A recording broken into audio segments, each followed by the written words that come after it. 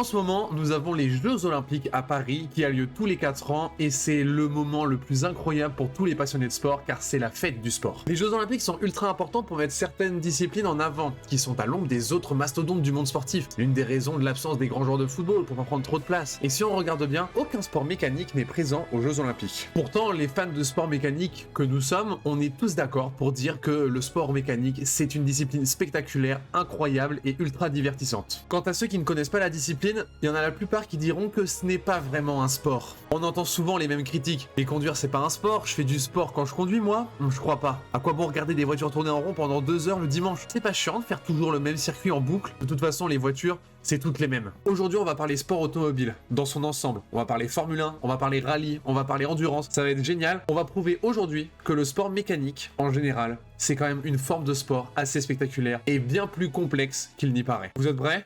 C'est parti.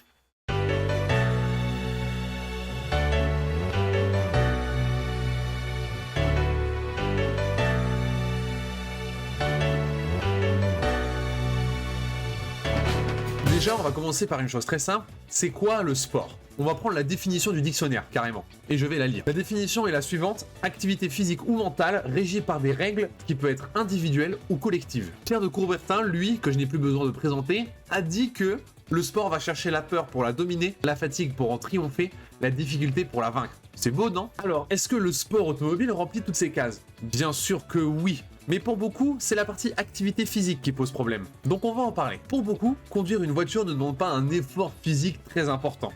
C'est là qu'on va parler un peu sciences physiques et on va parler des forces G. En physique, un G correspond au poids de votre corps. C'est-à-dire que pour un homme de 75 kg, un G, ça vaut à une pression de 75 kg. Et la force G va évoluer inversement à l'accélération de ton corps, quel que soit l'axe sur lequel il évolue. Que ce soit en haut, en bas, à droite, à gauche, devant ou derrière. Quand vous êtes dans un ascenseur et qu'il commence à monter, vous sentez une légère pression, on a l'impression que vous vous enfoncez dans le sol. Et quand il s'arrête, la force G vous pousse vers le haut, comme si vous allez vous envoler. Voilà en quoi la force G vous impacte. Dans l'exemple de l'ascenseur, les pressions que vous recevez font environ 0,1-0,2 G. Dans le cas d'un homme de 75 kg, ça fait une pression de 7 à 14 kg environ. C'est déjà pas mal. Maintenant, parlons voiture. Imaginez, vous vous promenez en ville à 50 km/h. Et là, il y a un piéton qui surgit de nulle part. Vous freinez ultra fort, votre tête et votre corps basculent en avant, vous passez de 50 à 0 km/h en 1 seconde. Et votre corps subit une pression de 1 G environ. Donc une pression de 75 kg pour notre gars qui en pèse 75. Et déjà, vous sentez que ça fait une belle pression sur votre corps. Alors maintenant, regardons le sport automobile. On va prendre un on-board de Formule 1, celui de Carlos Sainz en 2019 au Grand Prix du Mexique. Là, sur la ligne droite, il a environ 330 km/h. Et au freinage, il doit descendre à 120. Eh bien, il prend 6 G dans le dos, mais surtout dans la nuque. C'est abusé. Et après ça, il prend 2,5 G à chacun des 3 premiers virages. Et ça, c'est dans tous les sports automobiles sur tous les circuits. Les pilotes automobiles suivent des entraînements de fous furieux pour renforcer leur corps et tenir toutes ces pressions corporelles qu'un corps lambda ne peut pas tenir. Un autre domaine où les pilotes sont assez impressionnants, c'est leur capacité cardiaque et respiratoire. Quand on est à une aussi grande vitesse en Formule 1, genre même dans n'importe quel sport automobile autour des 300 km/h, il est quasiment impossible de respirer. D'ailleurs, quand ils font des gros virages rapides et qu'il y a une énorme force G latérale, ils sont obligés de contracter leurs abdos à fond pour éviter le corps de trop bouger. Et donc quand on contracte bien fort ses abdos, je pense que vous le savez, c'est ultra compliqué de respirer. En Formule 1, en moyenne, ils sont 60% du temps en apnée. Dans leurs entraînements, ils utilisent des appareils pour limiter le rapport d'air, pour simuler les efforts durant une course. Certains même décident de s'entraîner à la montagne pour aider à cette simulation. Leur rythme cardiaque atteint en moyenne 160-170 battements par minute pendant toute la durée d'une course. Faut vraiment pas faire de tachycardie pour être pilote de course. Donc oui, physiquement, les sports mécaniques demandent un effort intense. C'est pour ça que les pilotes sont des athlètes exceptionnels. Ils sont ultra complets, ils sont en parfaite santé et c'est le cas de quasiment tous les sports présents sur la Terre. Là, on a parlé juste de la partie physique du sport automobile. Il y a encore beaucoup de domaines à en parler. Mais là, je vais parler d'un domaine très particulier dans le sport automobile, c'est la gestion du mental. Quand on est pilote de course, on est mentalement dans une autre catégorie d'être humain. Ça demande des efforts beaucoup trop exceptionnels. Je trouve que le Grand Prix Explorer l'a énormément prouvé.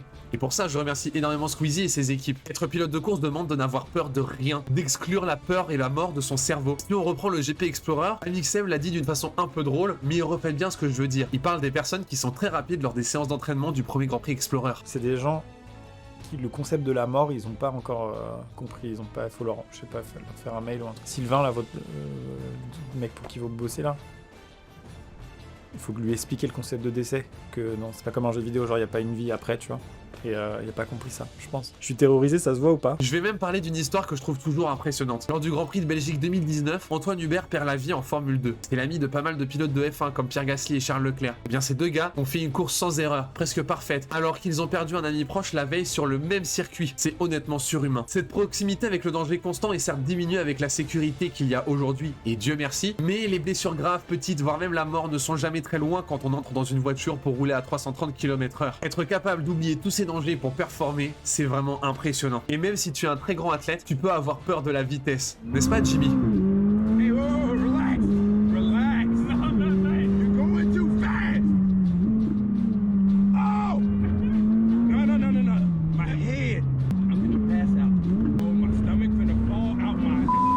What car you got? A minivan. A Toyota Sienna. Oh, yeah? I don't need to go fast. That's pretty similar, you know? D'un point de vue mental, on peut également parler de la rigueur de ces pilotes, car il faut quand même réaliser que les gars connaissent tous les circuits du championnat par cœur, et ils doivent le réaliser à la perfection plus de 50 fois dans le cas d'un Grand Prix de Formule 1, tout en connaissant toutes les spécificités de leur voiture, en devant gérer ses pneus, son essence, pour respecter la stratégie demandée. Sans oublier qu'en Formule 1, le Grand Prix de Monaco est mentalement éprouvant, car il faut réaliser 78 tours le plus rapidement possible, sans toucher le moindre mur. Dans le cas de l'endurance, il faut attaquer, tout en sachant qu'il reste des heures et des heures de course pour leur voiture, qui sera pilotée par tes coéquipiers, qui doivent avoir les mêmes spécificités de pilotage que toi, car chaque voiture possède les mêmes réglages, quel que soit le pilote. À Indianapolis, il faut être capable de rester près de 2 heures à fond sur la pédale d'accélérateur et rester à plus de 350 km tout le long. En rallye, il faut écouter à la perfection ce que ton copilote te demande de faire, et il faut lui faire confiance tout en roulant dans des routes de campagne étroites, avec de la terre, voire de la boue. Les pilotes de course, c'est des malades mentaux. Être pilote, c'est aussi affronter les éléments, que ce soit la forte chaleur comme au Qatar en 2023, la pluie comme au Mans cette année, voire même la neige comme à Spa en 2019. Et les conditions extrêmes sont aussi dans le cockpit. À l'intérieur du cockpit, il fait environ 50 degrés. Les pilotes sont dans des situations extrêmes de chaleur. Et avec ça, et aussi l'effort qu'ils demandent, les pilotes perdent environ 3 à 5 kg d'eau par course. Et on perd environ 1000 calories par heure. C'est équivalent aux autres sports. Cette perte de kilos impressionnante, c'est la raison pour laquelle les pilotes se pèsent à la fin de chaque course. Je sais pas si vous l'avez déjà vu, c'est que si jamais ils ont perdu trop de kilos, ils doivent être emmenés urgemment à l'hôpital. Au Mans, certains pilotes font des relais de presque 3 heures. Vous imaginez devoir réaliser à la perfection le circuit du Mans pendant presque 3 heures, tout en gérant le trafic, ses gommes,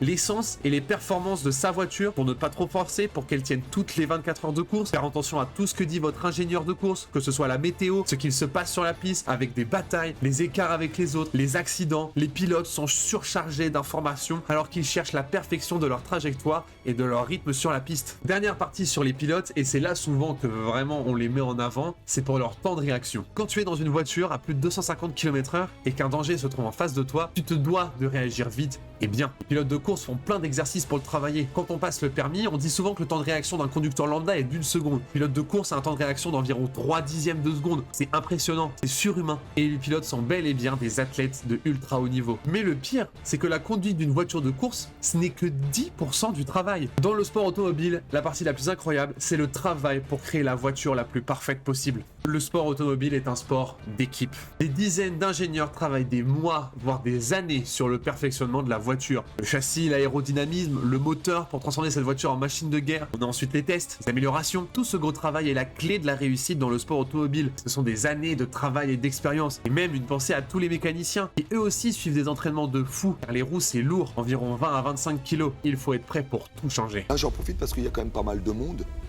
Et j'aimerais aussi que la notion d'équipe, elle se dégage parce que le pilote, sans vous, il est rien. Parce que s'il s'arrête, si personne change les roues, ils sont rien. Par contre, si vous changez les roues, il n'y a pas de pilote, vous n'êtes rien non plus. C'est pas la voiture 7, la voiture 8, la voiture 9, ou une personne, ou un chef de voiture. C'est pas ça qui est c'est important. Je n'ai pas dit que c'était pas important. Mais le plus important, c'est de dégager un esprit de groupe. Ça, c'est hyper important. Donc oui, je pense qu'on peut dire que le sport mécanique, quelle que soit la catégorie, mérite son titre de sport. Il est physiquement ultra intense, demande des efforts cognitifs surhumains et a besoin d'une toute une équipe entière pour réaliser l'exploit de gagner des courses. Mais est-ce que le sport mécanique doit être présent aux Jeux Olympiques? Honnêtement, non. Le sport automobile n'en a pas besoin. Et surtout, les JO permettent de mettre des sports et des athlètes sur le devant de la scène alors qu'ils sont à l'ombre de tous les mastodontes que sont le basket, le foot, le hand et la Formule 1 pour pouvoir vivre et être exposé aux yeux du monde. Sincèrement, est-ce que vous connaissiez tous les athlètes français qui ont bien performé avant les JO? Manon Apiti-Brunet, Léon Marchand, Cassandre Beaugrand, Pauline Ferrand-Prévot ou encore Nicolas Gestin. Voilà le rôle des Jeux Olympiques. Se dire qu'il existe autre chose que le foot, le basket, le hand et la Formule 1, que le sport est magique et que c'est la plus belle valeur du monde. On vit une période très compliquée, que ce soit en France ou dans le monde, mais le sport a mis en pause tous ces problèmes. Profitons de toute cette diversité de sports, que ce soit au JO ou sur les circuits.